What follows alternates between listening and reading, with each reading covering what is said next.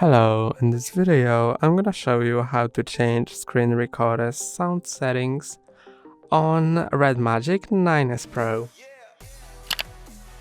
To change screen recorder's sound settings, first slide down from the top of your screen, then slide down again and find Record Screen.